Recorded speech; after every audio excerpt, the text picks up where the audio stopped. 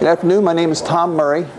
I'm a fly fishing associate at Outdoor World, Bass Pro Shops in Savannah, Georgia. The thing I am interested in most is fly fishing. It's very, very different than other types of fishing most of us are accustomed to. It's by far the oldest in terms of artificial lures. It was done during Roman times.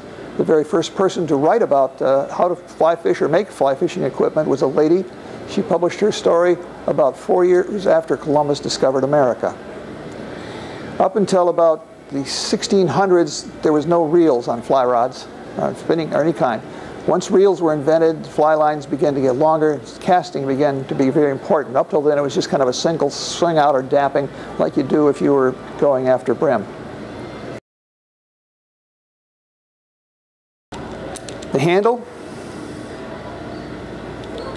the stripping eyes, snake eyes, curly Q pieces of metal, and the name they give for this very, very thing at the end here is kind of wild, very imaginative. It's called the tip top. These can all be replaced. You can buy kits or do it yourself or have someone do it for you. On the handle, it'll tell you that this is a 9-weight, 9-foot, 4-piece rod. That means that the weight of the fly line is a 9-weight line. The weight of that first 30 feet is about 3/4 of an ounce. That's kind of light. The 9-foot tells you the length of the rod, and the 4-piece tells you how many pieces the rod comes into. Now, most of the rods today people have are 2-piece rods. I have developed a real fondness for 3-piece or more rods because I have a small car, and I have chopped the top off too many fly rods. Now, fly reels are very interesting because they come apart. And if you'll notice, in here there's a drag. There's an adjustable on this side. And you'll see this coarse collar pin and this square-looking nut. The nut's actually a one-way gear.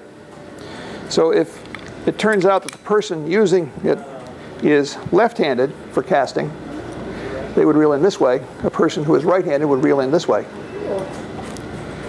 To switch the reel from one side to the other, you'd simply push this collar pin off, pick up this nut, which is a one-way gear, turn it over, drop it back down, and the reel would then function in the other direction. This particular rod, reel, is made out of metal. It's a metal reel. It's molded. Costs about $35. This is also a molded reel. It has a larger arbor. The benefit of a larger arbor is you have fewer turns to bring it in. This one is about $40.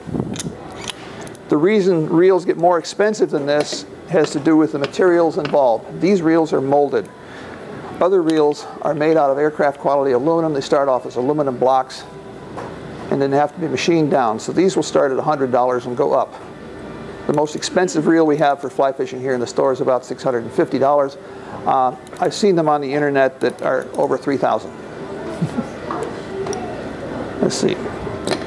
When you put fly line on a reel, fly lines vary between 30 yards and 140 yards. It's kind of short.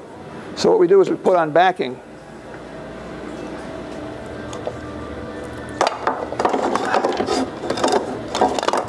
Backing is a Dacron. About this one happens to be 200. This is about 200 yards. We put about 100 yards of this on. Then you tie your fly line onto that, and on top of that, then you tie your leader. At the end of the leader, you tie your fly. The reason for the backing is in case you tie into a big fish and it runs away from you, you have still connected to it.